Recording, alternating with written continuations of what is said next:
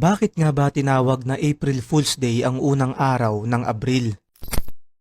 Mga kaibigan, ang April 1 o April Fool's Day ay isang buong araw kung saan nagbibiroan at gumagawa ng iba't ibang prank ang mga tao sa isa't isa na ngayon ay nagkalat sa social media.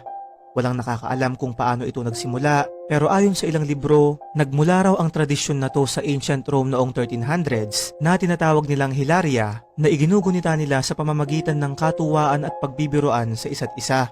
Ayon naman sa ilan, ang totoong dahilan daw kung bakit ito tinawag na April Fools ay dahil ang buwan ng Abril ang tama at totoong buwan upang gunitain natin ang bagong taon dahil ito raw yung panahon sa buong taon kung saan magsisimulang tumubo ng panibago ang mga halaman at pananim.